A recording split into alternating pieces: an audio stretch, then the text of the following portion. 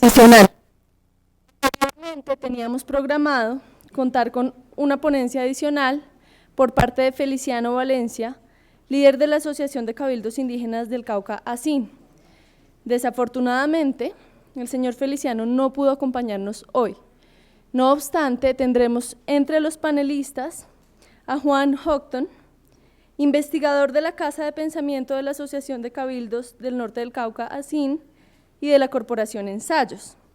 Nos acompañan en este panel también como panelistas Jairo Acosta, Coordinador Nacional de Procuradores para la Justicia Transicional en la Procuraduría General de la Nación, el doctor Nilson Pinilla Pinilla, exmagistrado de la Corte Constitucional y de la Corte Suprema de Justicia, el doctor Miguel Samper Strauss, viceministro de Política Criminal del Ministerio de Justicia y del Derecho, y por supuesto la doctora María Camila Moreno. Al final de este panel tendremos una clausura a cargo del doctor Alejandro Aponte. Agradecemos a todos su participación y damos inicio con la ponencia inaugural.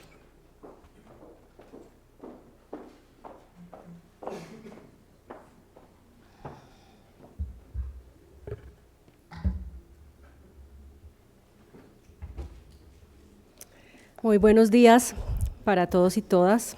En primer lugar, quiero dar un agradecimiento muy especial al Departamento de Derecho Penal de la Universidad Javeriana por acogernos en este hermoso auditorio. Muchas gracias a todos ustedes por participar en este evento y por su interés en este tema que es muy importante para el futuro de nuestro país. Yo voy a compartir con ustedes unas reflexiones acerca de los objetivos del castigo y la búsqueda de la paz. Un poco la idea es proponerles un diálogo entre los principios que orientan la pena y las realidades que enfrentamos en un país como Colombia en la coyuntura actual. Existen muchos malentendidos y controversias en relación con la naturaleza de la justicia transicional. Para algunos es simplemente una modalidad de justicia penal diluida por la necesidad de la transacción, algo así como una justicia penal ligera. Alex Borain, quien fuera vicepresidente de la Comisión de la Verdad y Reconciliación de Sudáfrica, es posiblemente quien mejor ha respondido a esta visión cuando dice que la justicia transicional va más allá de los límites de la ley, particularmente en los casos de delitos masivos como el genocidio, la limpieza étnica y los crímenes de lesa humanidad. Al tratar de abordar este tipo de delitos, no solo se llega a los límites del discurso moral, sino que se pone en evidencia la ineficacia de las medidas que usualmente se aplican en el campo de la justicia penal ordinaria.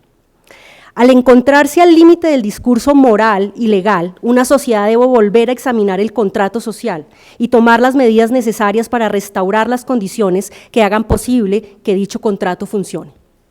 La justicia transicional busca lograr justicia en estas condiciones complejas. Su objetivo es sobre todo garantizar los derechos de las víctimas y restablecer la confianza básica requerida entre el Estado y los ciudadanos con el fin de permitir el desarrollo de una democracia respetuosa de los derechos. En contextos de transición, lograr la verdad, la justicia, la reparación y las reformas institucionales necesarias apuntan a un mismo fin: tomar los derechos de las víctimas en serio y restablecer la confianza en las instituciones del Estado responsables de proteger esos derechos. Teniendo en cuenta lo anterior, es necesario recordar que el enfoque dirigido a sancionar a los máximos responsables, como ha sido adoptado en el marco jurídico para la paz, ya se ha dicho en el panel anterior, no debe ser considerado de forma aislada, sino en el contexto de las diferentes medidas de justicia transicional dirigidas a afrontar las graves violaciones de derechos humanos. Ahora bien, ni los tratados internacionales ni la jurisprudencia en materia de derechos humanos establecen sanciones específicas para quienes cometen graves violaciones de derechos humanos. Los tratados y otros instrumentos establecidos por los tribunales internacionales, como el Estatuto de Roma, definen normas para dictar condenas, pero estas no tienen fuerza vinculante para los estados en relación con sus propios procesos internos. De estos instrumentos, solo se desprende de manera inequívoca un reducido número de criterios a ser tenidos en cuenta por los sistemas nacionales, como, primero, que el castigo no debe ser ilusorio, y segundo, que el comportamiento criminal requiere un castigo penal. Esto es, que las medidas administrativas, disciplinarias o cuasi judiciales no cumplen con los estándares requeridos. La utilidad de la experiencia práctica internacional para orientar las discusiones de la pena en Colombia es bastante limitada. Hay pocos ejemplos de jurisdicciones nacionales en situaciones de transición que desarrollen programas de reducción de la pena. Ha sido mucho más común la aplicación de amnistías. Un ejemplo, sin embargo, que puede ser interesante para nuestro caso, que se mencionó también brevemente en el panel anterior, es el de Irlanda del Norte. El Acuerdo de Viernes Santo de 1996 creó un sistema que permitió la liberación temprana de los prisioneros de las estructuras paramilitares y del IRA. Si bien el sistema establecía como requerimiento mínimo para su liberación el haber pasado al menos 2 años en la cárcel, en la realidad, casi todos los que se beneficiaron habían pasado mucho más tiempo en prisión. En realidad, solo 3 personas de las 663 beneficiarias habían cumplido con solo 2 años de pena privativa de la libertad efectiva. Sin embargo, la experiencia de Irlanda del Norte no se limita únicamente a un sistema de liberación temprana. Las noticias que se publicaron en enero de 2014 dan cuenta de que se aplicó otro enfoque a los sospechosos que no estaban detenidos. Resulta que aproximadamente 186 de estos recibieron cartas del director de la Fiscalía indicando que no se había abierto ningún proceso en su contra y que no tenían la intención de judicializarlos, pero que nuevas informaciones o confesiones podrían llevar a que se reconsideraran los casos. El contenido de estas cartas no descarta por completo una futura judicialización, pero no alcanza a constituir una amnistía en estricto sentido. Y aquí vale la pena mencionar rápidamente un paréntesis para hacer referencia a la reciente detención de Gerry Adams, un importantísimo líder del Sinn Féin, por un asesinato supuestamente que él ordenó hace 30 años. Bien, a partir de esta introducción, la pregunta que sigue es: ¿cuáles son los objetivos del castigo en un contexto de justicia transicional? En términos generales, y de acuerdo con los principios del derecho penal y de la filosofía del derecho, los objetivos del castigo son la prevención, la disuasión específica y general, la resocialización, la retribución, la restitución y la afirmación pública de valores que comparte la sociedad. Tanto la justificación como los propósitos del castigo se desarrollan bajo la presunción de que no se está cuestionando la efectividad del sistema. Sin embargo, lo que nos propone la justicia transicional es precisamente una respuesta de justicia cuando la efectividad del sistema ha sido retada de manera crítica por las violaciones masivas de derechos humanos. Esto no significa, sin embargo, que la comprensión convencional de los objetivos de la pena se vuelva irrelevante, pero sí nos pone ante un escenario en el que algunos objetivos serán mucho menos convincentes que otros. Si se acepta que la justicia transicional enfrenta un contexto en el que la efectividad del sistema para proteger derechos fundamentales se encuentra comprometida, tiene sentido pensar que los esfuerzos de rendición de cuentas apuntan a restablecer las condiciones de confianza en ese sistema. Los esfuerzos por crear confianza deben privilegiar aquellos enfoques que consideran a todas las partes, incluyendo a los delincuentes, como agentes morales racionales, y poner menos énfasis en los enfoques en los que predominan las explicaciones puramente o predominantemente circunstanciales. El mensaje que transmite la condena y su efecto persuasivo generalmente son más convincentes en contextos de transición, como voy a señalar a continuación. Revisemos entonces brevemente cada uno de los objetivos de la pena que he mencionado, a la luz del caso colombiano y de la rendición de cuentas de los máximos responsables de las FARC, a manera de ejemplo. La prevención. La prevención como objetivo busca dejar al victimario en una situación en donde no presenta peligro para la sociedad. La modalidad más evidente de la prevención es la privación de la libertad. La lógica subyacente es la creencia de que el riesgo de reincidencia justifica este tipo de acción. Pero si el riesgo de reincidencia disminuye, la prevención como objetivo pierde sentido. La disuasión específica. A diferencia de la prevención, el propósito no es evitar que el delincuente cometa delitos en un contexto inmediato, sino obligar a que cambie su comportamiento futuro como resultado de la imposición de consecuencias desagradables por una conducta pasada. Para el perpetrador se convierte en algún momento en un asunto de valoración del riesgo. Si la amenaza de consecuencias desagradables similares en el futuro no genera una percepción de riesgo, esta no lo detendrá. Pero si la motivación del perpetrador viene de una percepción de necesidad, de ideología o de convicción política y moral, se reduce la efectividad de la amenaza de consecuencias desagradables como medio para prevenir el comportamiento futuro. Más aún, si no hubiera ninguna razón para creer que el perpetrador probablemente vuelva a cometer este tipo de delitos, se cae la lógica de la disuasión específica. La hipótesis, en el caso de las FARC, por ejemplo, es que los delitos que han cometido o que están cometiendo se deben en principio al contexto mismo del conflicto.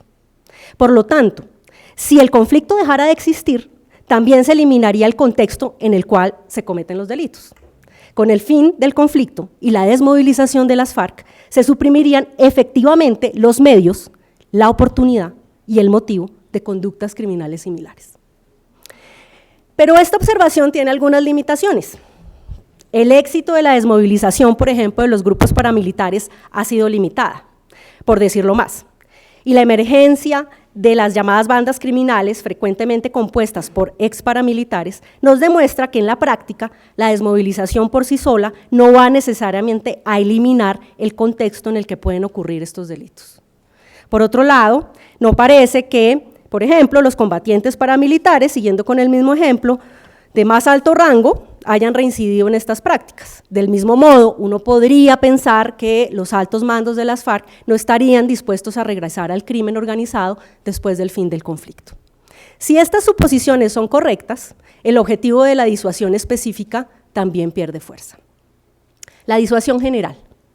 La efectividad de la disuasión general depende no solo y no especialmente de la severidad de la pena, sino más bien de su certeza.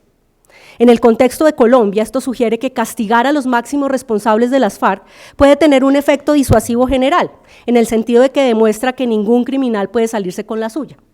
La dificultad aquí es la utilidad de la disuasión general en las circunstancias excepcionales de los delitos cometidos en el contexto de un conflicto armado prolongado.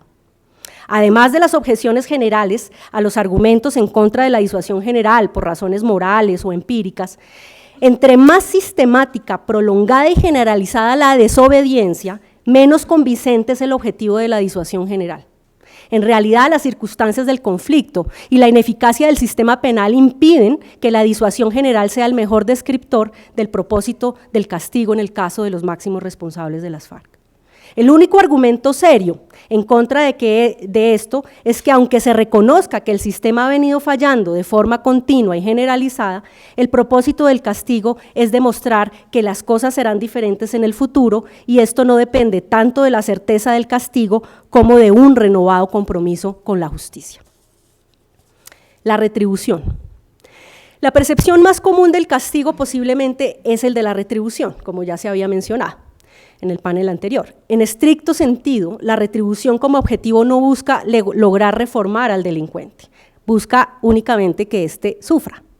A menudo se considera que la retribución es un modo, digamos, procedimental del lex talionis, del ojo por ojo.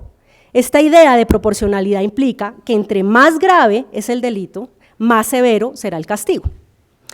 Sin embargo, una de las críticas permanentes a la justicia retributiva es que no ha podido generar criterios de proporcionalidad en relación con la conducta. En los casos de criminalidad extrema, por ejemplo, asesinatos masivos, tortura masiva, el aspecto proporcional de la justicia retributiva se vuelve cada vez más cuestionable. Si una condena máxima es de 40 o 50 años de prisión, independientemente de que sea 1 o 100 asesinatos, desde el punto de vista retributivo, la proporcionalidad empieza a ser dudosa. En el caso de Colombia, hemos observado una modalidad en que la condena máxima es de 8 años de prisión, Ley 975, aun cuando se hayan confesado cientos de asesinatos. Una condena de 8 años para 100 asesinatos equivale a menos de un mes de encarcelación por cada asesinato. Existen varias justificaciones para dar una condena así, pero nadie que defienda la justicia retributiva seriamente podrá afirmar que el castigo en este caso es proporcional al daño causado. Cuando se reduce la condena por cualquier razón, su componente retributivo necesariamente se reduce. Cuando se trata de los máximos responsables de graves delitos sistemáticos, no hay argumento para considerar que una sentencia muy reducida constituye una condena realmente retributiva. Por lo tanto, el riesgo de crear al final una ficción que puede ofender la inteligencia de las víctimas y de la sociedad es muy alta. La rehabilitación. Con este objetivo, el propósito del castigo es permitir que el delincuente entienda sus errores y se reintegre a la sociedad como un ciudadano respetuoso de las leyes. Los tratados internacionales de derechos humanos, como la Convención Americana de Derechos Humanos y el Pacto Internacional de Derechos Civiles y Políticos, obligan a Colombia a garantizar que uno de los propósitos del castigo sea justamente la rehabilitación. El concepto de rehabilitación, sin embargo, es relativamente frágil en cuanto dice poco acerca de cómo lograr ese objetivo. Algunas formas de castigo están más claramente ligadas a los esfuerzos por persuadir y fomentar la rehabilitación. Por ejemplo, los esfuerzos por educar y alfabetizar a los reos para que tengan las habilidades necesarias para encontrar empleo en vez de que reincidan en conductas criminales. Los programas restaurativos que les permite a los perpetradores entender la destrucción que causaron sus delitos en la vida de los demás son una herramienta poderosa para los propósitos de rehabilitación e incluso pueden ser restaurativos. Por lo tanto, el concepto de rehabilitación como objetivo es útil, al menos para demostrar que el castigo debe servir más que para encerrarlos para siempre. Sin embargo, no se especifica lo que se debe hacer. La afirmación social de valores, como último objetivo. Ya había mencionado este concepto al comienzo de mi intervención. La afirmación social de valores por medio de la pena involucra a ciudadanos respetuosos de la ley, a delincuentes y a jueces en una empresa común. Según Duff, abro comillas, las razones que tenemos para mantener este tipo de sistema legal tienen que ver con la prevención del delito y el bienestar de la comunidad, pero no utilizamos a ciudadanos o delincuentes simplemente como un medio para estos fines. Las leyes se dirigen a todos los ciudadanos como agentes morales racionales, buscando su aprobación y comprensión. Y el castigo hace parte de ese diálogo continuo por medio del cual las leyes buscan orientar su conducta apelando a las razones relevantes, cierro comillas. El hecho de que este concepto de castigo involucre a todos los actores sociales relevantes es especialmente interesante para explicar los propósitos del castigo en contextos de transición. No se centra puramente en el perpetrador, ya que toma seriamente en cuenta a la sociedad entera, respetuosa de la ley, y busca afirmar los valores de esa sociedad de manera solemne y significativa. ¿Pero esto qué significa en la práctica? Significa que la pena impuesta por el sistema de justicia tendría que poder expresar una condena apropiada para la conducta en cuestión y ser capaz de lograr que el perpetrador reflexione y se convenza que su conducta estuvo mal y que debe reformarse. Una diferencia importante es que la obediencia no es el resultado del miedo a las consecuencias, sino de una percepción positiva de que se comparten valores. Se podría argumentar que este enfoque es demasiado idealista, pero en la práctica se ha demostrado lo contrario. Durante siglos, los poderes de Occidente, por ejemplo, consideraron la esclavitud como algo legal y moralmente aceptable. Los cambios que se dieron en los siglos XVIII y XIX fueron liderados por un movimiento moral y social más que legal. Hoy en día, el derecho internacional afirma contundentemente que esta práctica, otrora considerada legal, ya no será tolerada bajo ninguna circunstancia. Una acción importante que puede contribuir a persuadir a los delincuentes sobre la ilegalidad de sus actos es humanizar y personalizar el impacto que tiene su conducta en las víctimas. Esto se ha convertido en los últimos 40 años en un elemento cada vez más común en los procesos de judicialización. Ya son habituales, por ejemplo, estos enfoques restaurativos en muchas jurisdicciones del derecho penal juvenil. Además, se ha incrementado el uso de declaraciones sobre el impacto en las víctimas en muchas jurisdicciones en el mundo. No es tan común confrontar a las víctimas con sus victimarios en los casos de delitos graves cometidos por adultos, pero está en aumento. Se puede argumentar a favor de este enfoque por dos razones. En primer lugar, que el crimen organizado busca desligar a quien planifica el crimen del conocimiento y la participación en el mismo. Al enfrentar cara a cara a los responsables de planificar crímenes sistemáticos con sus víctimas, se humanizan los delitos. Se rompe la distancia que altos mandos de las organizaciones criminales buscan mantener entre ellos y los hechos cometidos por sus subalternos. En segundo lugar, para que haya una posibilidad real de que las personas responsables de planificar graves crímenes sistemáticos entiendan la condena que les hace la sociedad y se convenzan del valor de reformarse, escuchar sobre esos crímenes directamente de las víctimas puede ser una herramienta especialmente poderosa de persuasión. En conclusión, y termino, los objetivos de prevención, disuasión específica y disuasión general de la pena no son suficientemente convincentes en el contexto de una terminación negociada del conflicto. Si realmente se elimina el contexto en el cual se estaban cometiendo los delitos, también se elimina la posibilidad de la reincidencia. Si lo que buscamos es castigar, entonces tiene que ser por otras razones. La solución política negociada del conflicto efectivamente eliminaría el contexto en el cual las FARC están cometiendo sus delitos. Esto a su vez eliminaría los objetivos de la pena de prevención y disuasión pacífica y general. Asimismo, si se hacen concesiones importantes en la negociación, también se disminuye, si no se elimina, el sentido verdaderamente retributivo del castigo. En este sentido, los objetivos más coherentes de las condenas en contra de las FARC se describen mejor en términos de la persuasión y de la rehabilitación.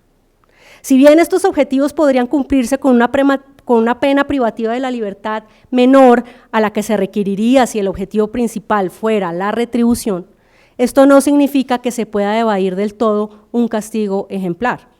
Si las penas son realmente ilusorias, no vale la pena hacerlo. Eso sería un insulto a la inteligencia de la sociedad y a la dignidad de las víctimas. Pero solo podemos determinar lo que es o no ilusorio si comprendemos lo que estamos tratando de lograr. La combinación de medidas de castigo debe buscar, sobre todo, permitir que los líderes de las FARC demuestren que verdaderamente entienden el daño que causaron sus actividades criminales y acepten los valores compartidos de la sociedad colombiana. Es necesario entonces que el castigo se entienda como una condena seria por infringir los valores fundamentales de la sociedad. Muchas gracias.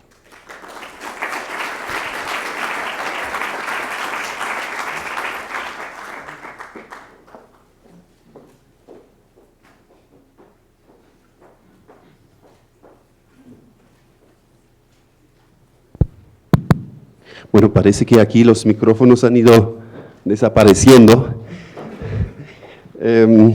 María Camila, muchas gracias por esta introducción, esta clase comprimida de Derecho Penal sobre los fines de la pena, además aplicada al contexto colombiano. Yo creo que conviene que tengamos en cuenta este panorama de los fines de la pena ahora para nuestra discusión. No sé si han recibido algunas preguntas que habíamos propuesto para el panel, ¿no? Entonces tengo toda libertad para dirigir la discusión. Me da mucho gusto, es un gran honor contar aquí con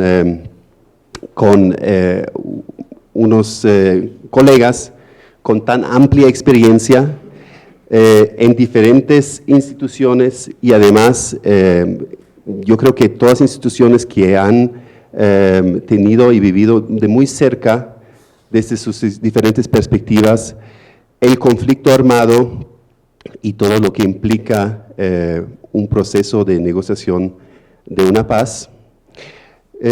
A mí me gustaría iniciar con una pregunta que llevo pensando desde hace 2 años, o desde hace incluso más años, que llevamos en el programa de Estado de Derecho trabajando el pluralismo jurídico en América Latina con un grupo de estudios.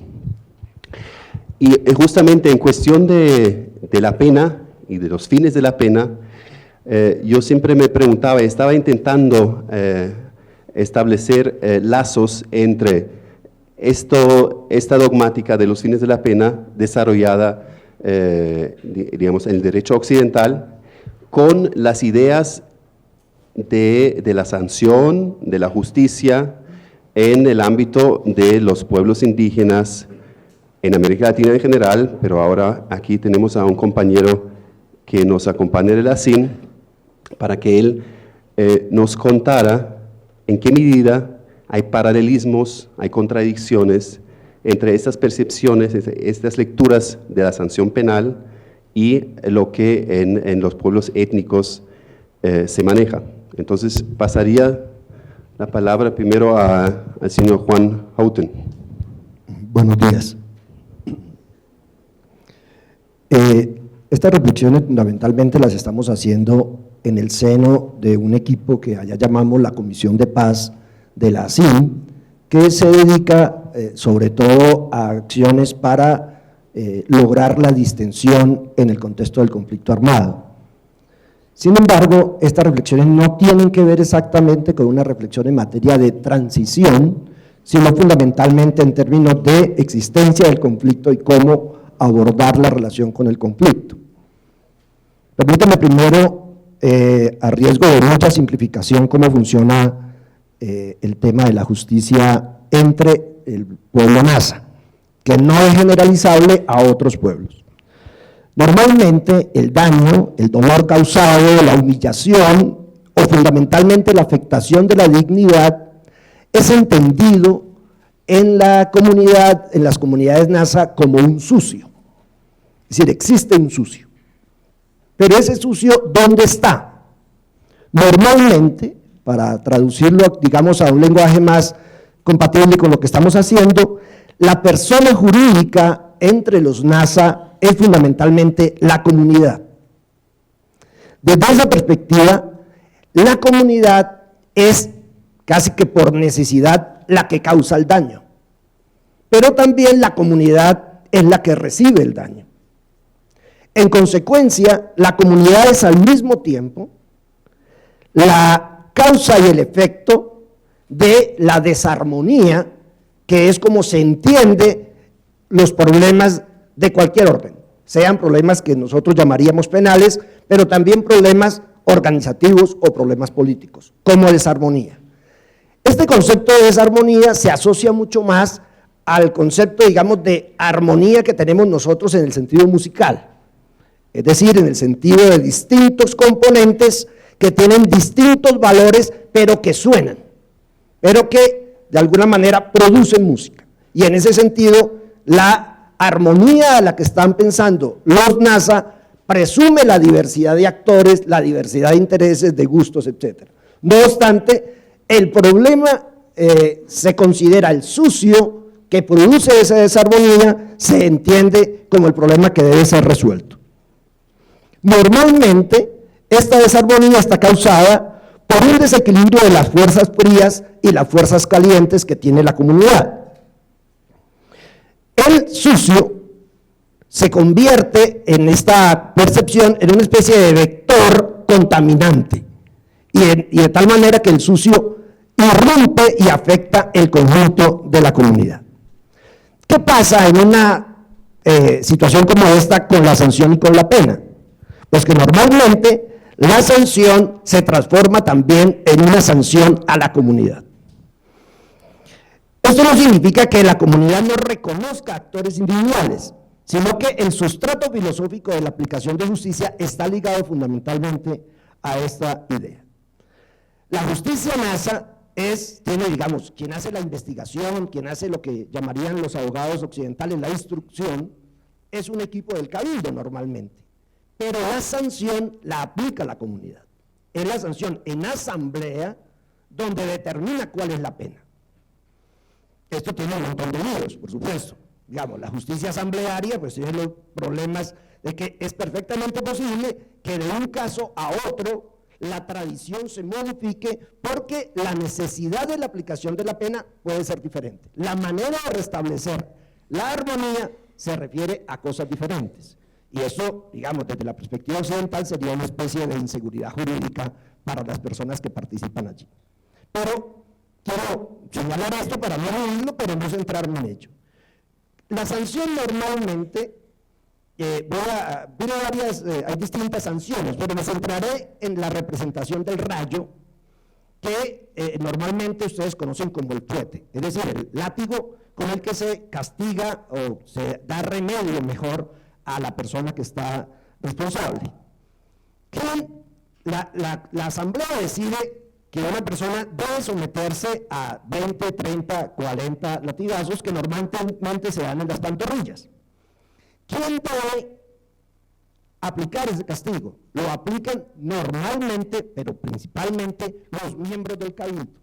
Es normal que los miembros del cabildo sean familiares de la persona afectada. El momento de la aplicación del castigo, para quien, digamos, hemos estado en ese momento, es un momento supremamente solemne. Porque, esto puede ser una generalización ingenua, porque el dolor efectivamente transita por todos los cuerpos y le duele al conjunto de las personas que están aplicando la justicia.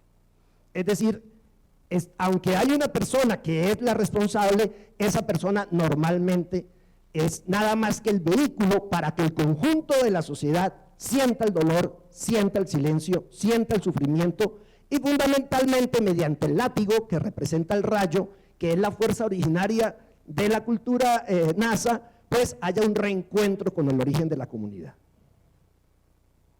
De hecho, hay casos en los cuales miembros del cabildo se niegan a aplicar el látigo y a su vez entonces son sancionados con el látigo, porque se presume que el conjunto de la comunidad debe sentir esto.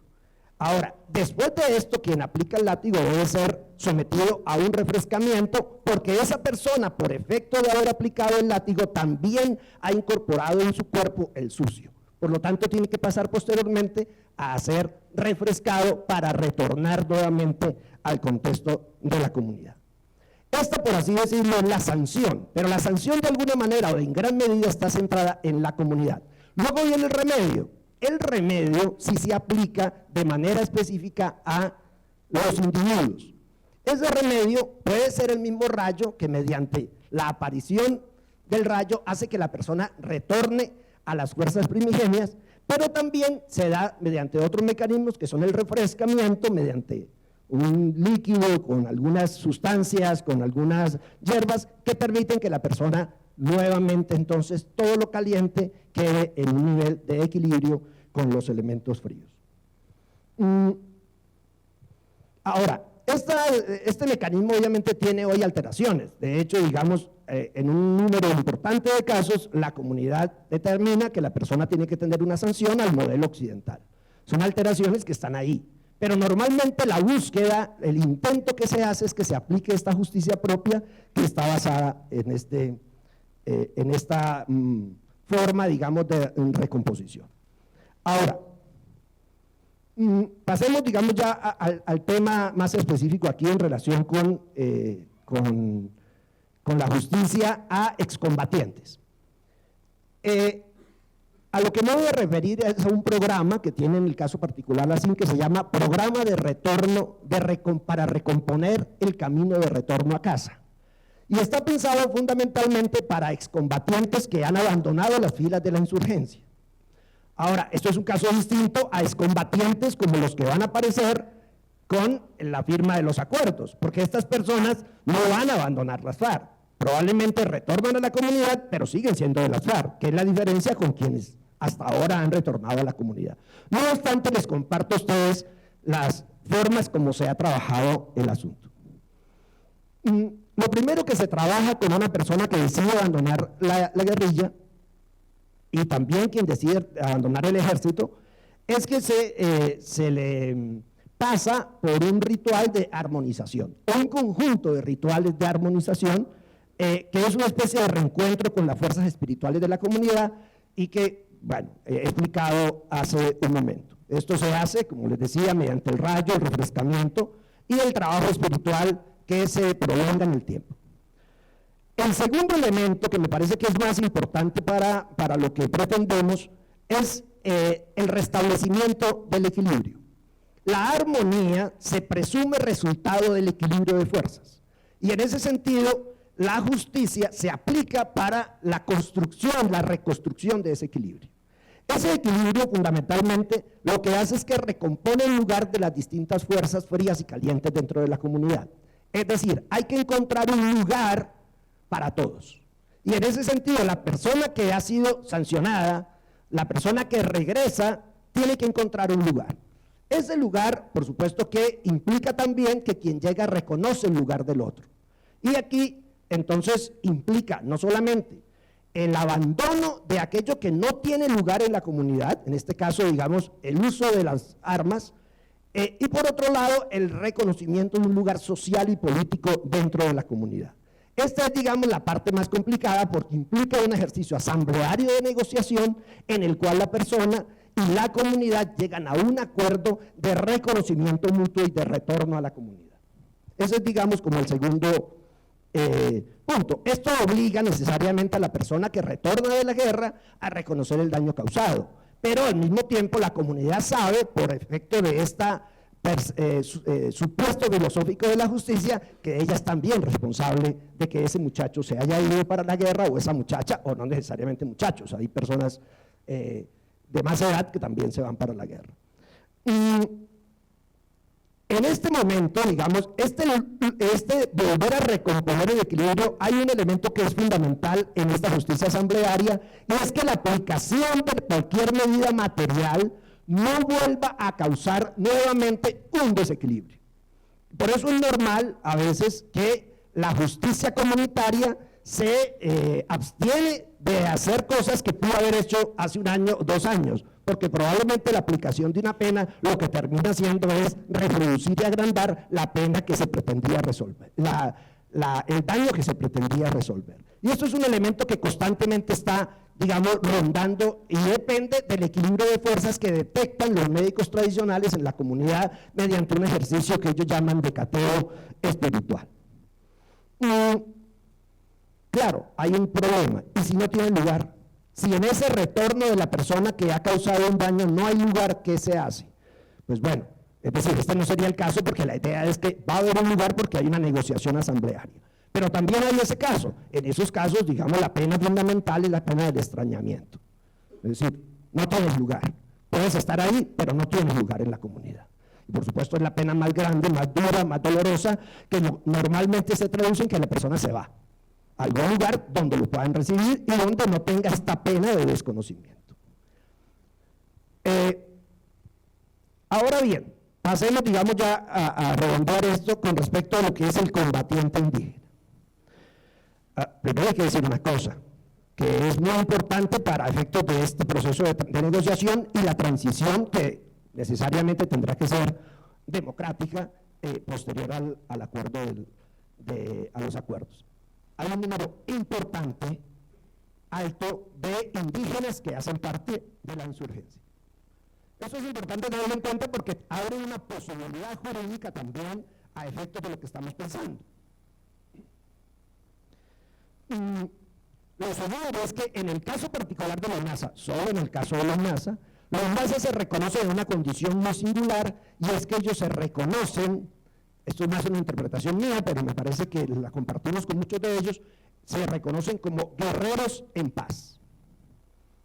Es decir, son guerreros, se reconocen como guerreros milenarios porque los últimos años para ellos no ha sido sino la guerra, y su existencia ha sido fundamentalmente la guerra para poder defender sus derechos, y en ese sentido lo incorporaron como un valor, pero han incorporado a partir de las negociaciones del año 89, incorporaron en su haber político y en su haber filosófico que se trata de que son guerreros, pero que están en paz.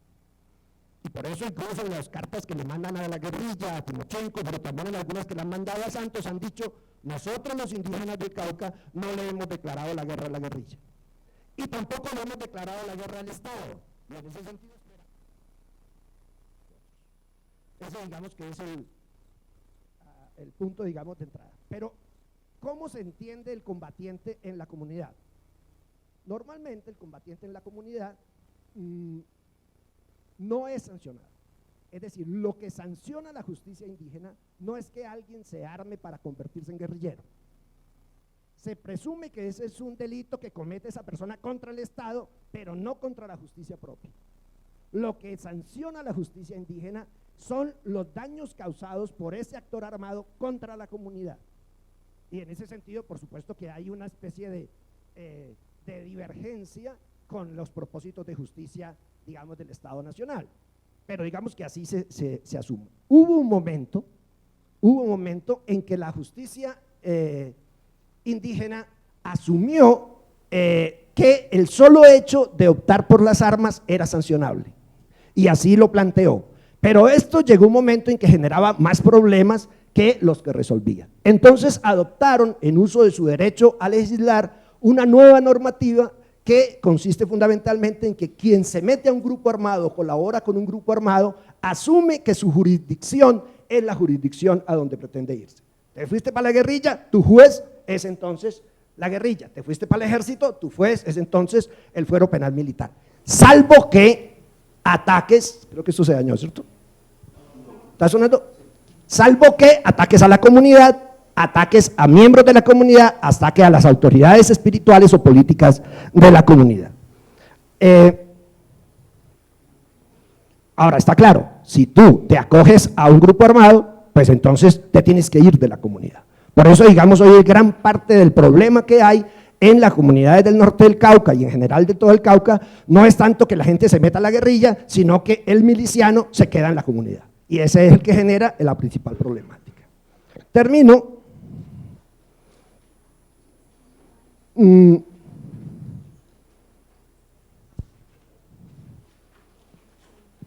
Bueno, tengo que señalar,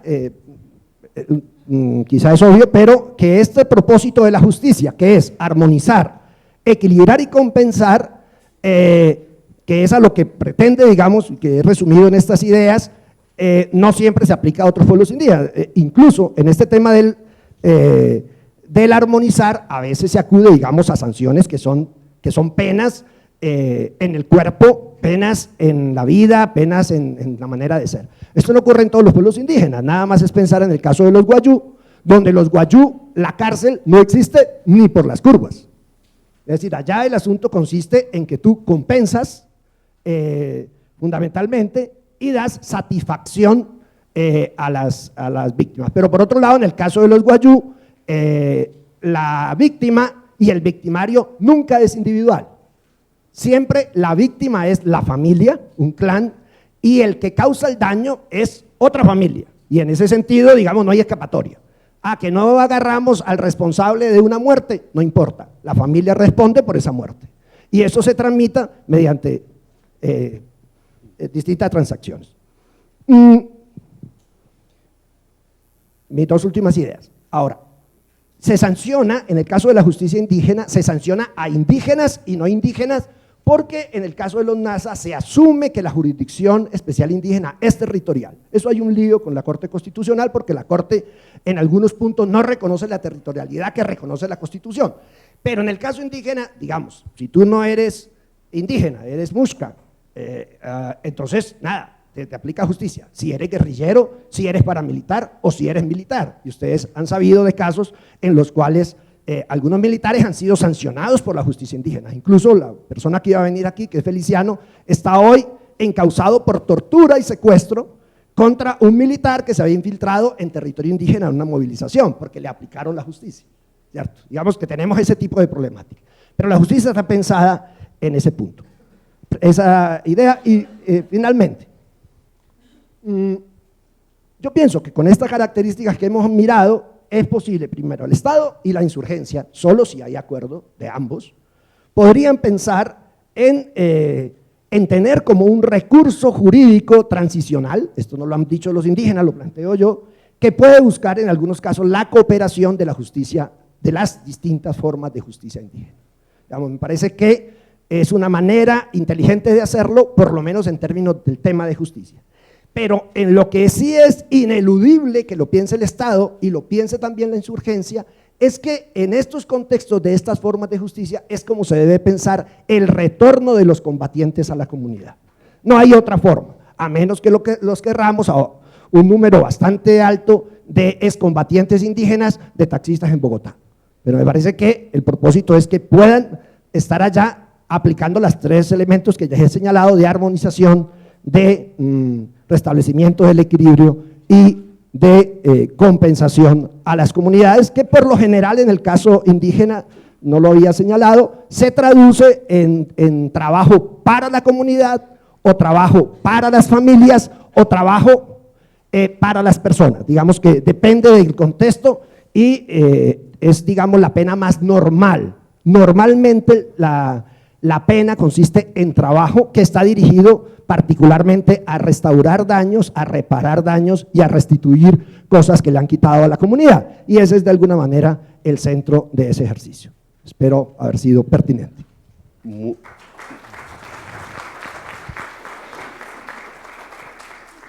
Muchas gracias, señor Houghton. ¿Cómo se pronuncia el nombre? Perdón. Houghton, ok. Muchas gracias. Yo creo que usted no quería hablar ahí en el púlpito como habíamos previsto, pero creo que mereció toda la pena que se tomara el tiempo. Yo creo que se ha podido ver muchas paralelas entre lo que usted acaba de referir sobre los principios de la justicia y de la pena en el pueblo Nasa, y lo que acabamos de escuchar en la exposición de María Camila y en la mesa anterior en cuanto a la idea de la sanción a la comunidad, la responsabilidad de toda la comunidad. Antes estaba hablando Carlos Castro de la reflexión, ¿no? Reflexión hacia toda la responsabilidad conjunta de la comunidad. La idea de la inclusión, ¿no?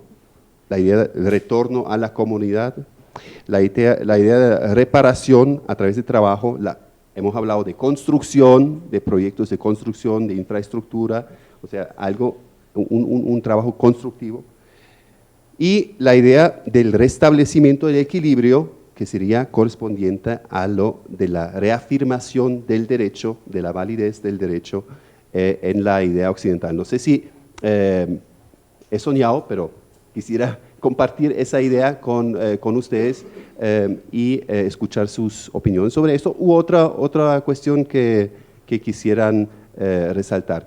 Paso la palabra al magistrado.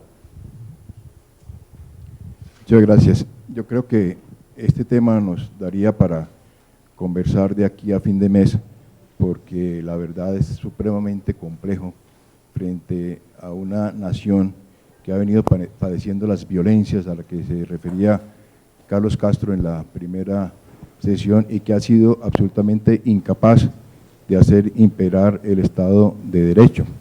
Yo podría demorarme el resto de la tarde tratando de contestarle a Juan la alusión que hizo a las decisiones que ha tenido la Corte Constitucional frente a la jurisdicción indígena, y con seguridad no habría acuerdo porque parte de una falencia que tiene la propia Constitución en cuanto a que no determinó adecuadamente cuáles son los alcances de la autonomía de la jurisdicción indígena. Trataré de hacer simplemente un pequeño recuento, concretándome al tema de la convocatoria, que es de las penas alternativas. Siempre hemos estado pegados a la pena privativa de la libertad. En Colombia se ha actuado de la misma manera que el galeno que receta la misma pildorita verde para la gripa, para la osteoporosis, para la obesidad mórbida, para el SIDA. Y eso que parece ridículo que haya algún galeno que proceda así, lo estamos haciendo en Colombia, para todos los males sociales que han sido criminalizados, pena de prisión. Y pena de prisión que simplemente no cumple ninguna de las funciones, ni previene en lo especial, ni previene en lo general, ni retribuye, ni resocializa.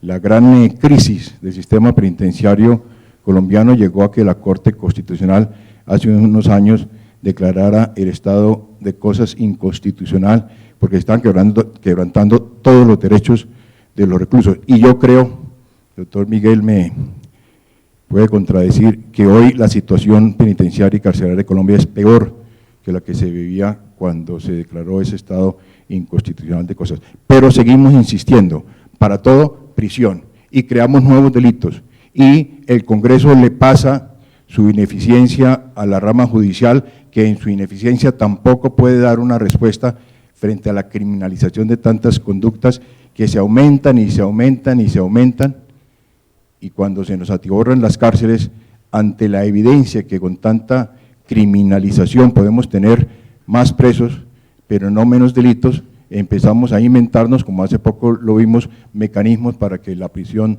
no se pague, no se compute, aumentamos las posibilidades de prisión o detención domiciliaria y no encontramos los mecanismos alternativos a la prisión, que que verdaderamente se puedan aplicar, y los hay.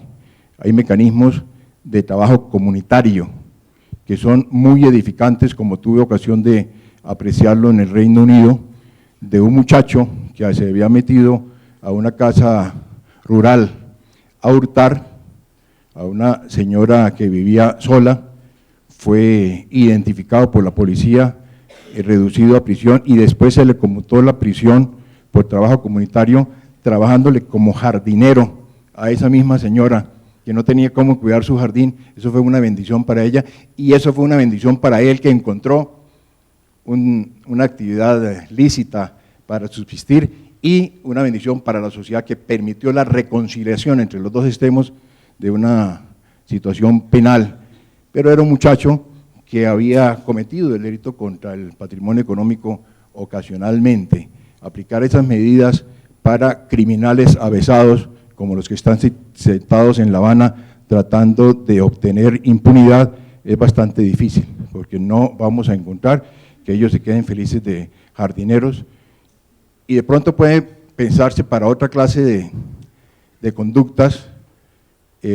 Los mecanismos alternativos o el trabajo comunitario que vimos ahora en los medios de comunicación está cumpliendo Silvio Berlusconi en Italia, con 4 horas de trabajo semanal en un asilo de ancianos, para enseñarles que mañas ojalá no se las aprendan, porque verdaderamente sería algo terrible. ¿Qué puede ser esa pena que paga Berlusconi por lo que haya hecho,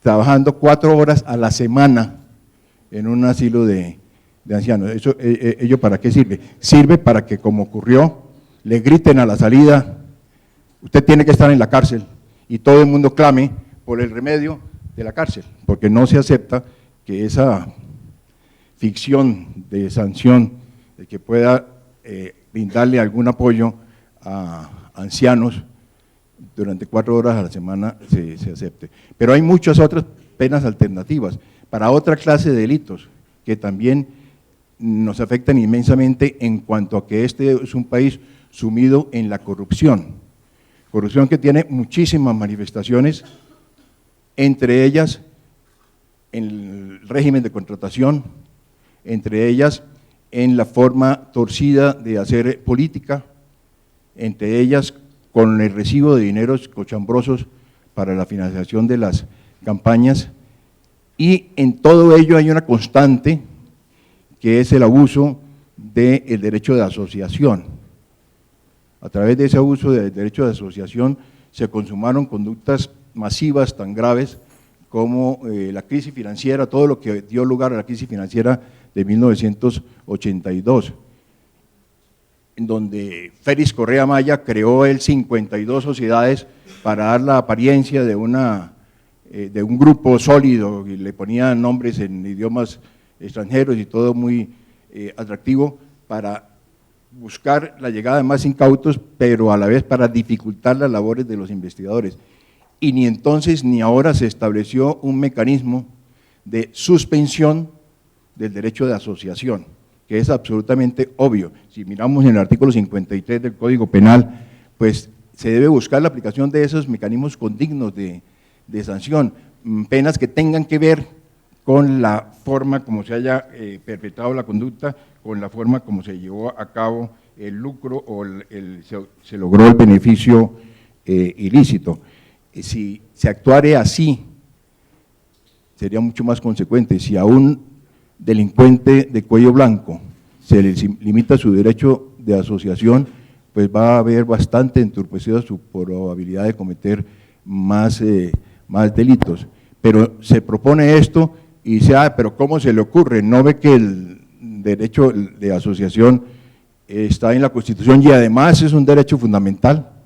Entonces, como ese es un derecho fundamental, no se puede imponer ante la ceguera de mirar que pues la libertad también es un derecho fundamental, y la estamos coartando permanentemente a manera de pena. Es muy difícil que una cultura que, como se decía en la primera sesión, se ha edificado apegado con amor a la pena privativa de la libertad como única medida de superación de un hecho criminoso pueda cambiar sin un proceso inmenso de culturización y sobre todo sin una política criminal definida. Da un poco de impacto ver cómo en el marco jurídico para la paz se habla de la priorización de las conductas que deben investigarse de acuerdo con la política criminal, y ese término política criminal aparece en muchas otras leyes y actos legislativos macro, y la pregunta obvia es, ¿cuál política criminal? ¿Acaso Colombia alguna vez ha tenido una política criminal firme?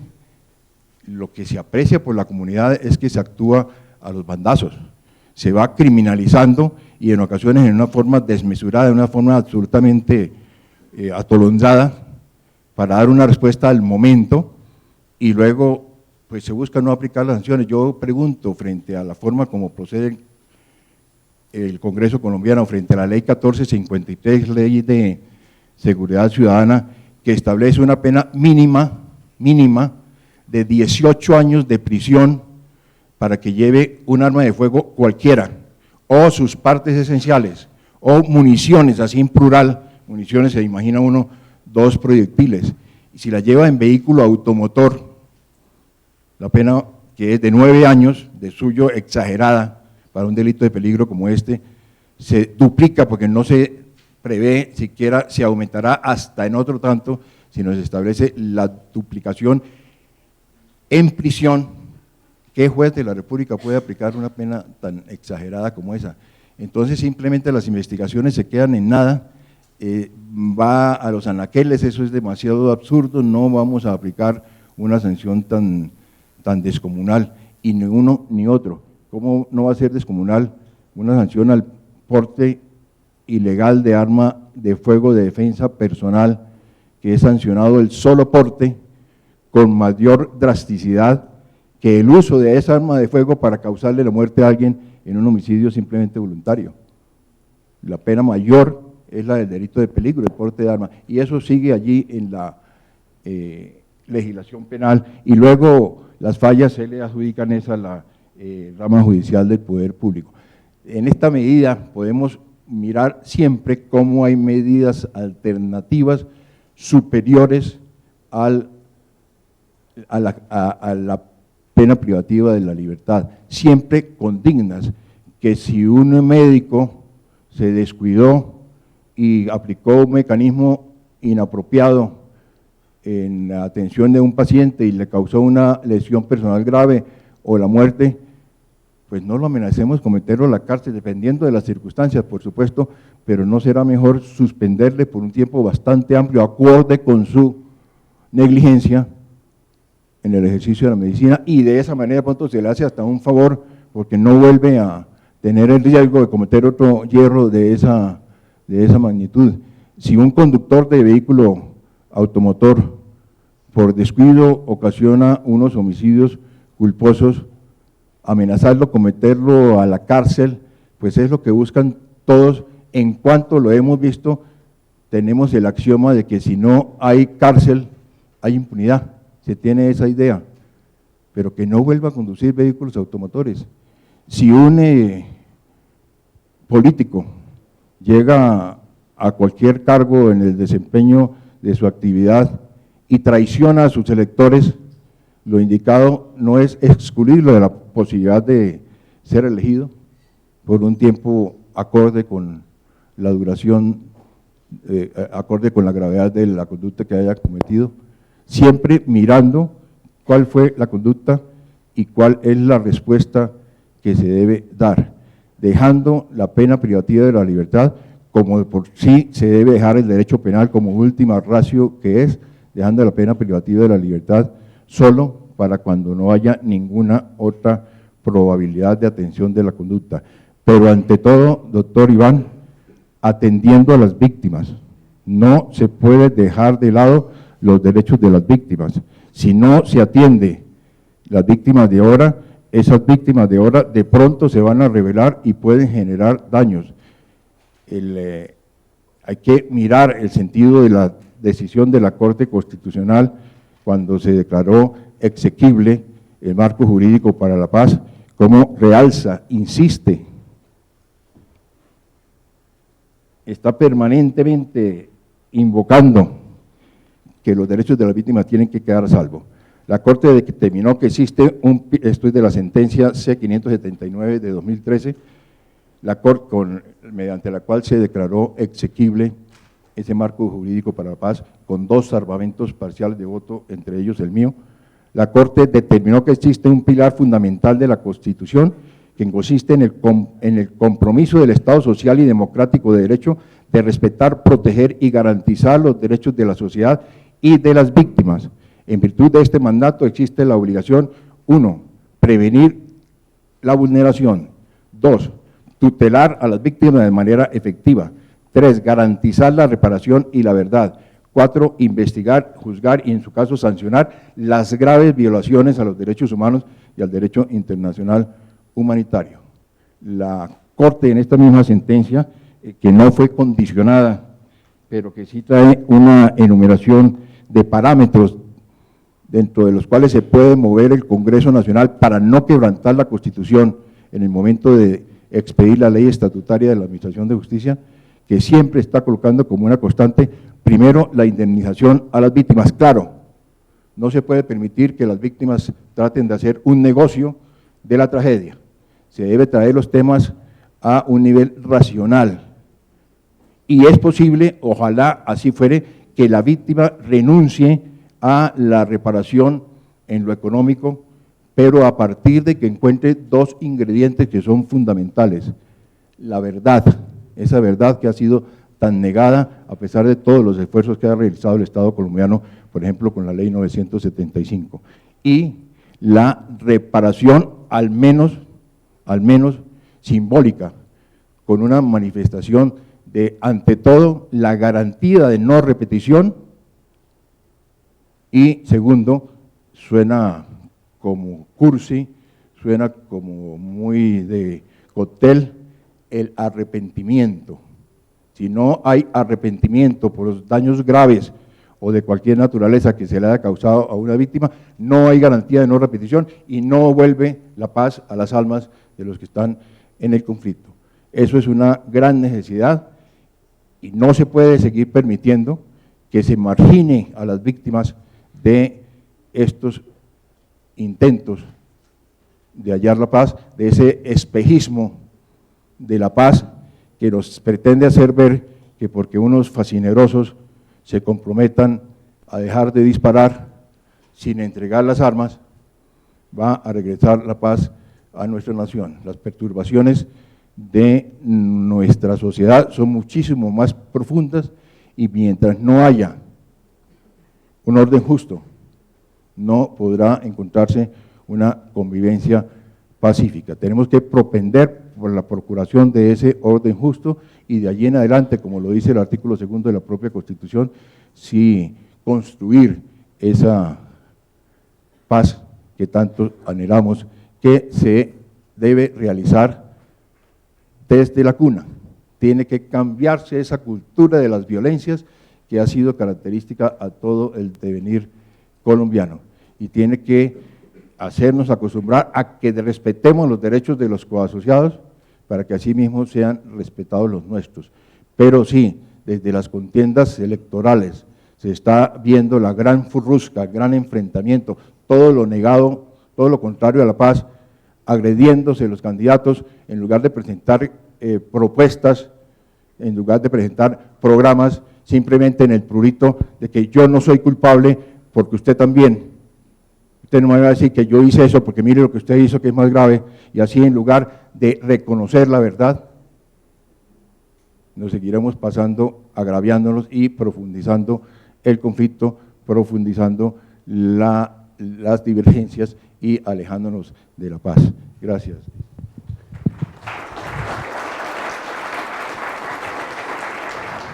Muchas gracias, magistrado. Entonces, si le entiendo bien, sí, penas alternativas es necesario, pero bajo determinadas condiciones y proporcionales y en un contexto que pues resuelve las condiciones que han dado lugar a la violencia. Pasaríamos la palabra al señor viceministro, por favor.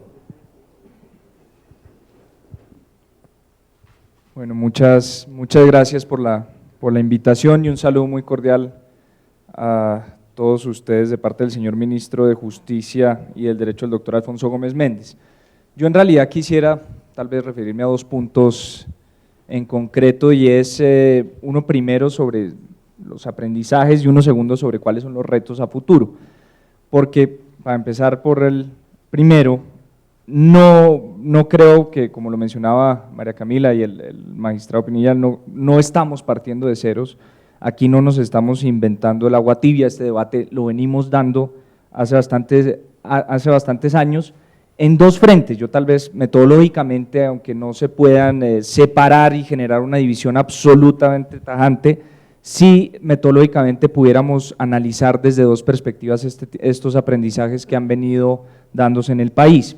Uno primero sobre la política general, la política criminal en general, perdón, y uno segundo tal vez ya más focalizado en materia de justicia transicional, en materia de transición. Como lo mencionaba el doctor Pinilla, hoy en día no existe una política criminal, ese ha venido siendo un reclamo constante tanto de la academia como de la sociedad en general, o tal vez matizando un poco ese comentario, yo creo que sí existe infortunadamente, y es lo que se ha denominado públicamente como el populismo punitivo. Esto que dependiendo de la coyuntura, del fervor y de la efervescencia del momento, en el Congreso se radican 2 o 3 o 4 proyectos de ley para crear nuevos tipos penales o incluso para aumentar las penas existentes. Les pongo un ejemplo concreto. Cuando hace un año los medios de comunicación empezaron a hacer públicos los ataques que se venían presentando con ácido, con agentes corrosivos para generar lesiones personales, a las 2 semanas de que los medios de comunicación hicieran mucho ruido con este tema, había 7 proyectos de ley radicados, todos y cada uno de ellos, o para incrementar las penas de las lesiones personales cuando se utilizaran agentes corrosivos, o para inventarse un tipo penal autónomo como lo vienen proponiendo ahorita.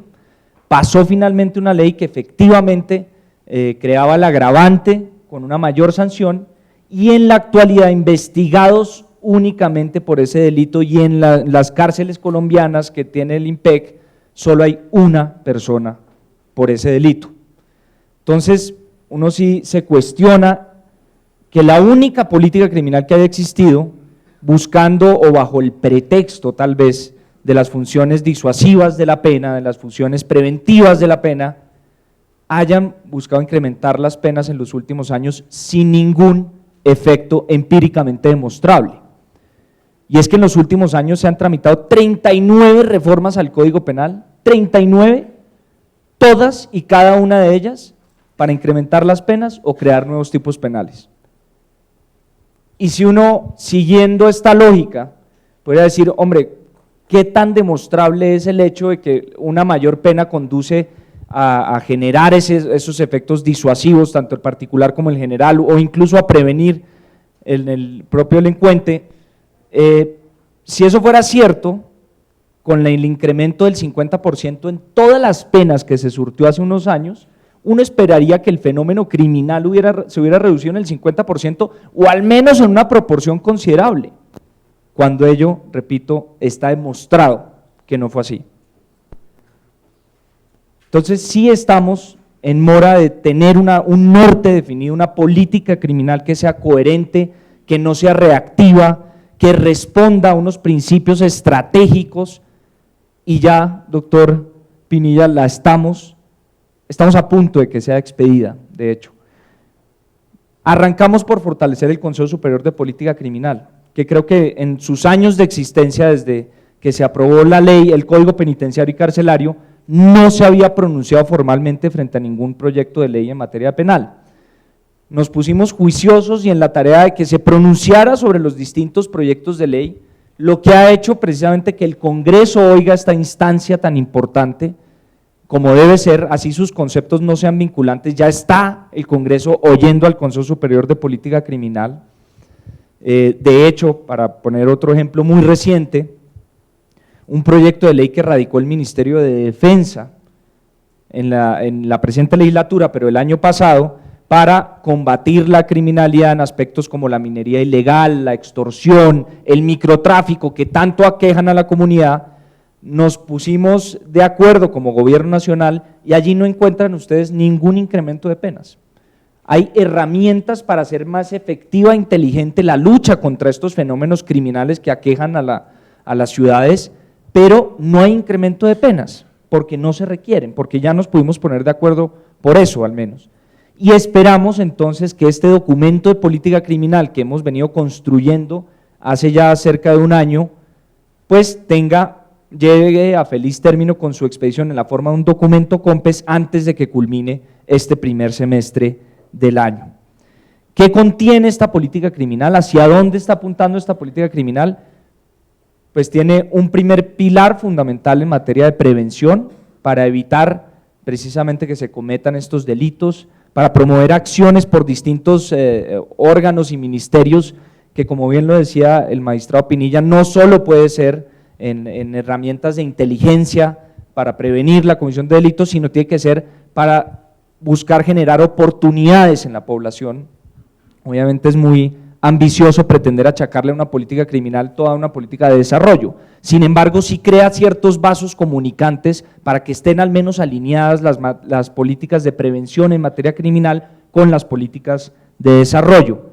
Luego ya hay una etapa eminentemente policial para combatir el crimen, y cuando ya se ingresa al sistema penitenciario hay un énfasis, y la columna cardinal de todo este tercer eje es la resocialización, la restauración precisamente del individuo criminal. Con ello esperamos pues ya contar con un norte definido, y de nuevo vamos a seguir en la tarea de fortalecer la instancia del Consejo Superior de Política Criminal como órgano orientador y que debe implementar todos los mandatos que se contienen en esta política criminal.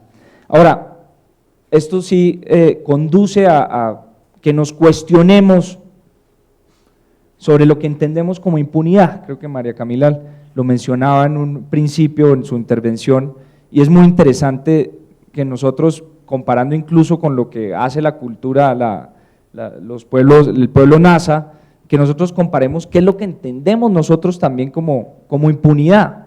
¿De qué estamos hablando? Hay una columna muy reciente, en días pasados, del doctor Yesid Reyes en El Espectador, en donde se trata de abordar esa pregunta, y es que nosotros, visitando las distintas regiones con esta crisis carcelaria tan dramática que estamos viviendo en la actualidad, nos hemos dado cuenta que la sociedad, o al menos la concepción desde las regiones, es a veces esquizofrénica, porque se pide que no haya impunidad, lo cual se traduce inmediatamente en solicitar cárcel y más cárcel para todos los delitos.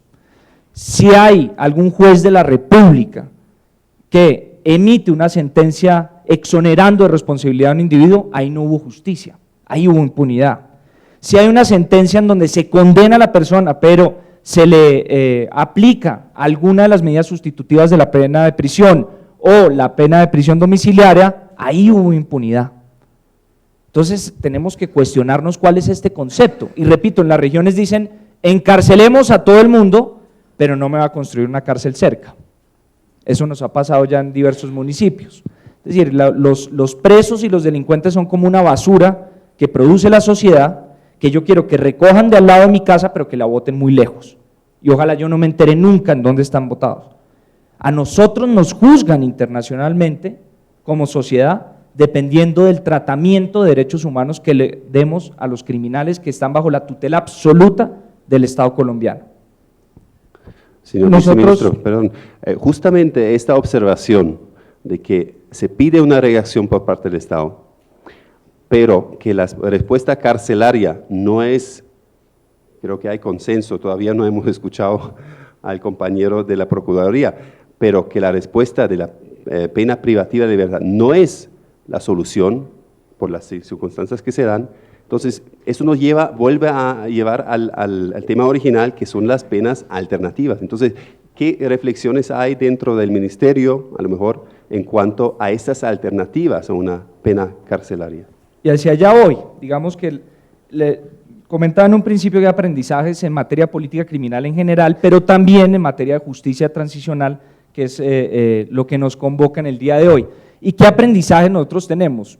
En materia de justicia y paz llevamos 9 años implementando una ley que fue concebida de forma muy arriesgada en mi concepto, muy arriesgada porque le apostó toda esperanza de transición del país a un proceso judicial, y eso tiene todos los riesgos y las implicaciones que se extraen de la dinámica propia de un proceso penal. Cuando nosotros le confiamos la verdad a un proceso penal, pues la dinámica propia, si sea un proceso confesional, la dinámica propia en materia probatoria deja mucho que decir de la verdad que se pueda conseguir exclusivamente en sede judicial. En materia de reparación, pues por supuesto ya hemos visto todos los efectos sobre la entrega y la persecución de bienes. Tuvimos, como el gobierno del presidente Santos tuvo que reformar integralmente la Ley de Justicia y Paz para buscar corregir estas dos falencias. Y en materia de justicia, es muy preocupante que así haya la imposición de una pena alternativa, como se denominó en su momento, con una reducción a 8 años, que se ha comentado aquí a lo largo y ancho de este foro, pues que no hubiera la imposición o la atribución de un grado de responsabilidad. Si se hubiera querido una atribución de responsabilidad integral, se hubieran buscado mecanismos distintos de los judiciales, pero concentrémonos única y exclusivamente en los mecanismos judiciales. Ahí el mismo proceso penal que hacía que tuviera que investigarse todos y cada uno de los delitos cometidos por todos y cada uno de los perpetradores de violaciones graves y manifiestas a los derechos humanos, hacía casi pensar que lo que se quería en un principio era generar una impunidad de facto. Era como si al tramitar esta Ley de Justicia y Paz se hubiera disfrazado la impunidad más rampante que ha visto el país mediante un proceso que a la larga no implicó ni justicia ni paz, que lo que tuvimos que hacer fue reformarlo de forma, repito, sustancial. Y esa intención de disfrazar la impunidad también se ve con una realidad que estamos viviendo y que nos preocupa mucho desde el Ministerio de Justicia, y es con la extradición de los jefes paramilitares, con los jefes que desmovilizaron a los demás paramilitares. Porque ahí, si ustedes se dan cuenta, lo que se logró fue extraditar la verdad, extraditar la justicia, y ahora, con un caso que ya les voy a comentar, pareciera que esa intención ya se está concretando mediante darle sagrada sepultura a esta verdad y a esta justicia. ¿Por qué? Se extraditan sin ningún condicionamiento por parte del gobierno anterior, se extraditan sin ningún condicionamiento más allá de que los juzguen por hechos de narcotráfico. Cuando aquí teníamos esa deuda tan grande con la justicia de todos los jefes paramilitares. Y hoy en día, hace algunos pocos días, el Tuzo Sierra, el desmovilizado que estaba postulado a Justicia y Paz en la actualidad, obtuvo por parte de una Corte de Inmigraciones de los Estados Unidos un permiso para quedarse por razones de seguridad en el país, cuando el Ministerio de Justicia y este gobierno lo había solicitado en 3 oportunidades directamente al Departamento de Justicia de los Estados Unidos. Entonces, ya se está concretando esa voluntad de ocultar la verdad, de ocultar la justicia y de generar impunidad mediante la alegación de estar bajo bajo un riesgo de seguridad. Esto es tan absurdo, estamos presenciando el teatro del absurdo, porque aquí se alega que va a existir impunidad cuando lo que se pretendía finalmente era generar impunidad. Entonces esto es el dueño de la infamia tratando de acusar mediante sus infamias, sus propias infamias, a quien no tiene la culpa. Y esto es pues absolutamente irrisorio si se quiere, si lo que se nota en últimas es que se le está haciendo el quite precisamente a los derechos de las víctimas que mencionaba el magistrado y por supuesto a todo el país. Entonces, ¿cuáles son los retos, digamos, en esta materia?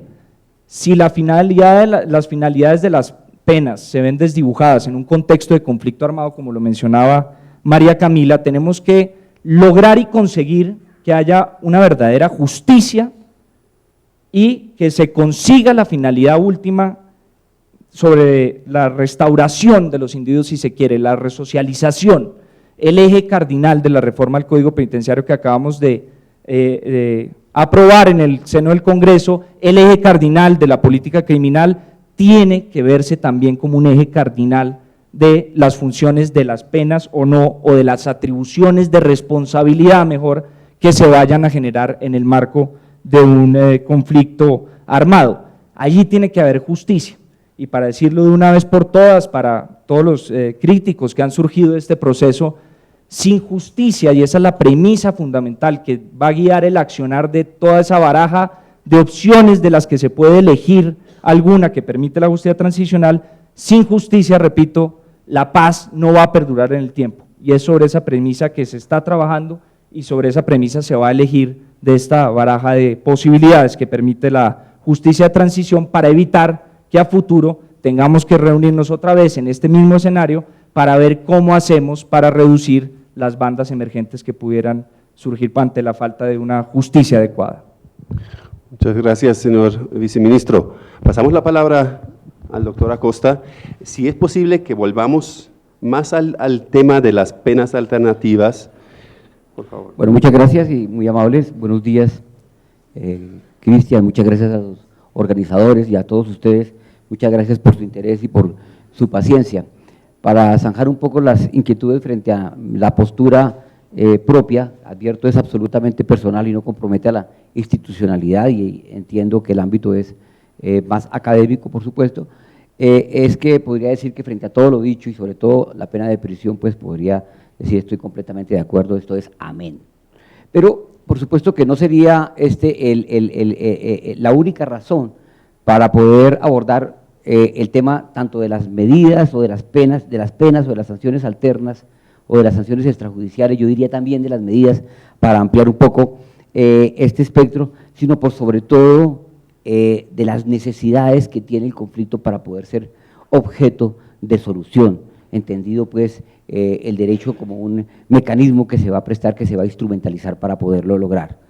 En ese sentido entonces también quisiera advertir que es a partir de una serie de experiencias que me ha permitido precisamente la intervención en representación de la sociedad en los procesos de justicia y paz, que hago algunas de estas reflexiones. Y ellas tienen que ver entonces un poco con la etiología y el origen precisamente del conflicto y de la razón de ser de toda esta victimización masiva que día a día tenemos que abordar. Porque muchas veces llegar a la única y exclusiva respuesta de las consecuencias en un proceso que, siguiendo un poco la línea del doctor Samper, diríamos está muy ceñido a la tradición del derecho penal, pero que está completamente disociado de los intereses de las partes.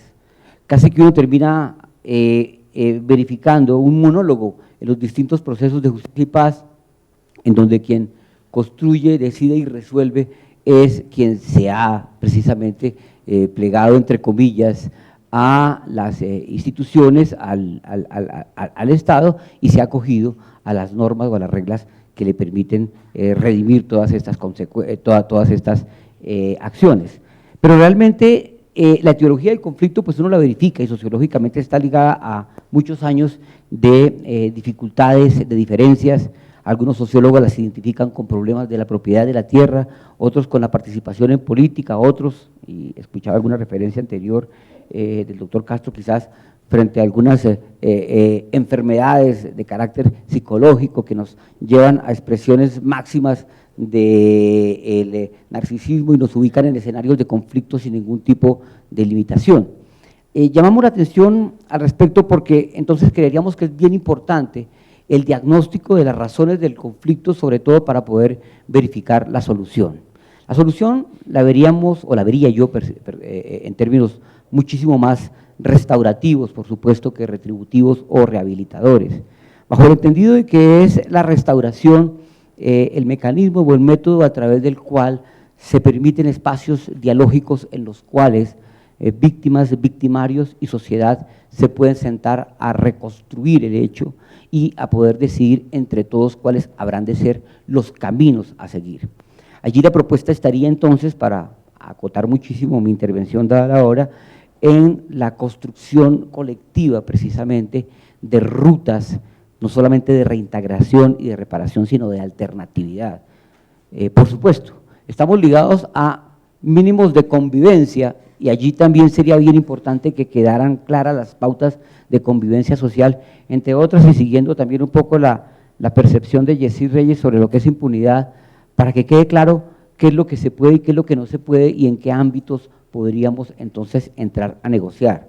Las reglas de convivencia deben quedar completamente definidas, precisamente para que sea el Estado el que señale cuáles son esos mínimos necesarios para poder llegar a la reconciliación.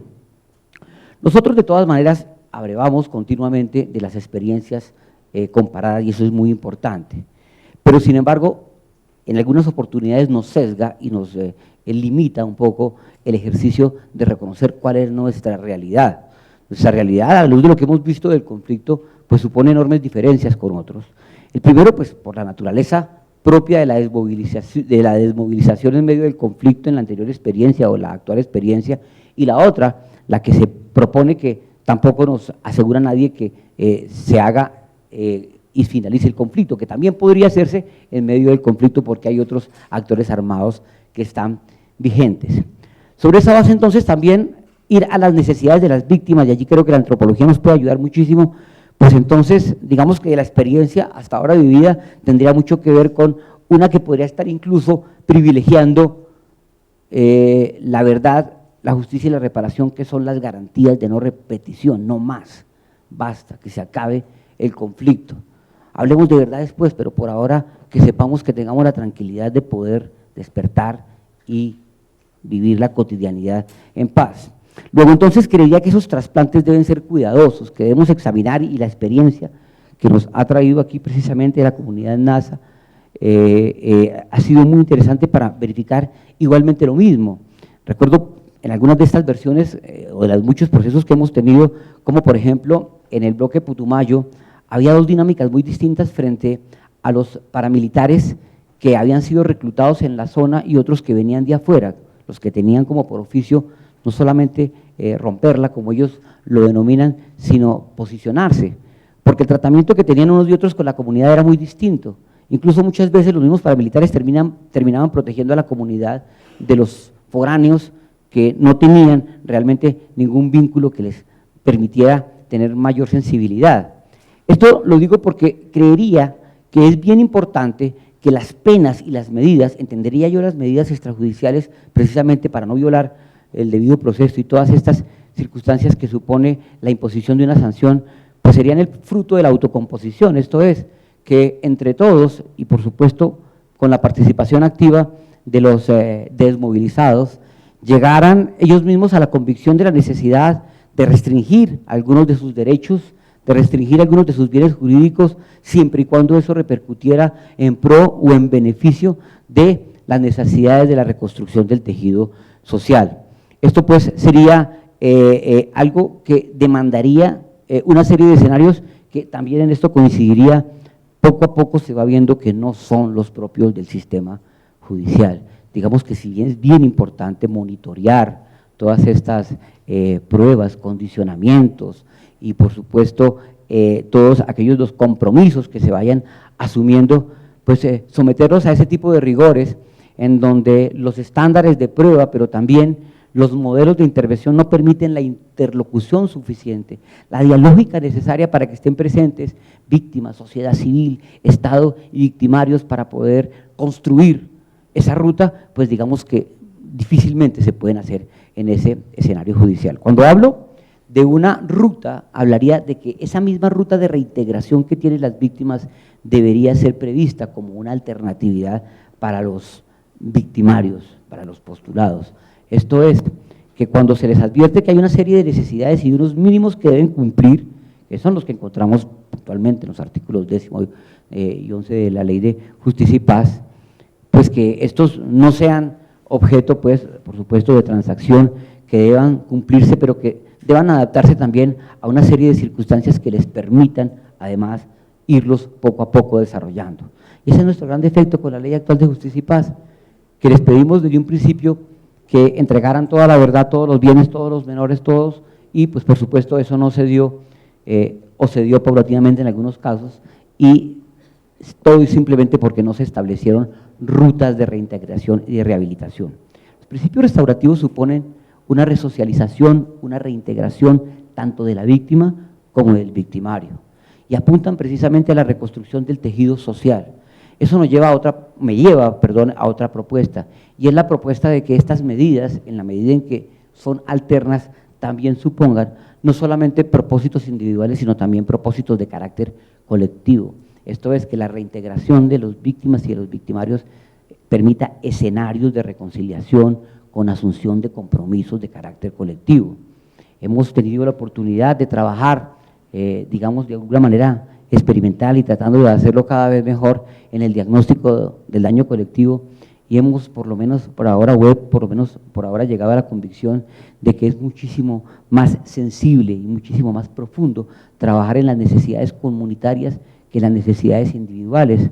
Ayer precisamente hablaba con un procurador que está trabajando en el incidente de Mancuso y nos contaba cómo las víctimas de Mampuján, o sea, las de la primera sentencia, ya muchas de ellas agotaron todos los recursos y están viendo a ver cómo se constituyen en víctimas para entrar nuevamente en otro incidente, a ver qué más les llega en términos individuales. Buena muestra de la poca efectividad que pueden tener esta serie de medidas.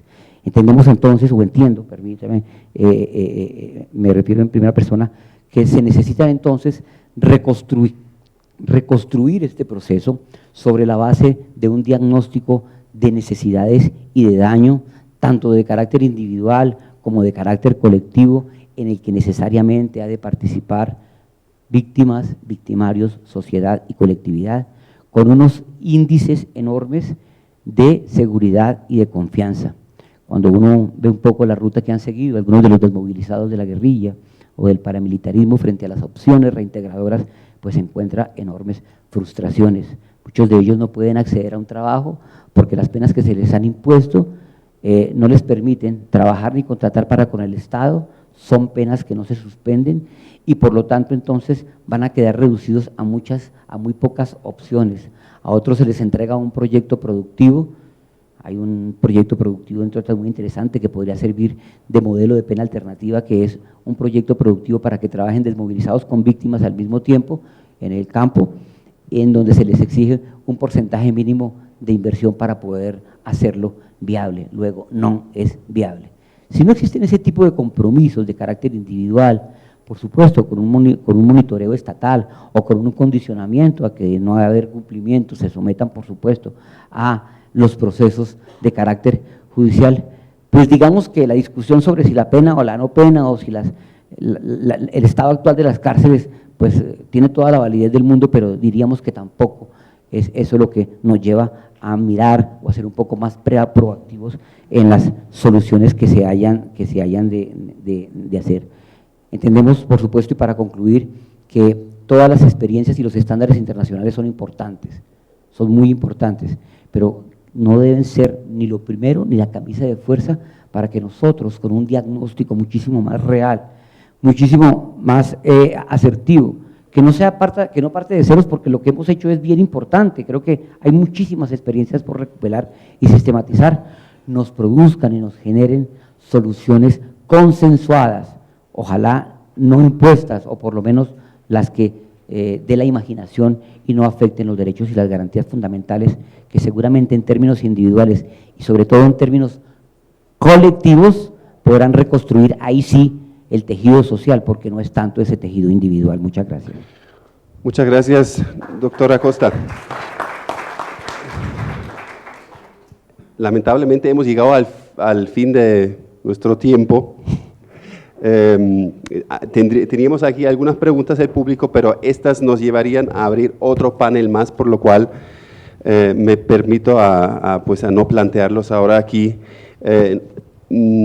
pero por escrito, las tenemos por escrito y en su caso las podemos contestar vía las redes sociales. Pues agradezco a todos ustedes su participación. A modo de conclusión, yo creo que hay consenso que la pena privativa de libertad no es la respuesta adecuada en todos los casos y desde luego en esta situación de transición es muy complicada, pero y hay acuerdos sobre los principios que deberían dirigir una justicia alternativa, pero nos falta desarrollar propuestas concretas de estas penas alternativas, de sanciones extrajudiciales. Pues nos queda trabajo por delante, pero era claro que en una mañana de paneles no podíamos dar respuestas definitivas. Muchísimas gracias a todos ustedes también.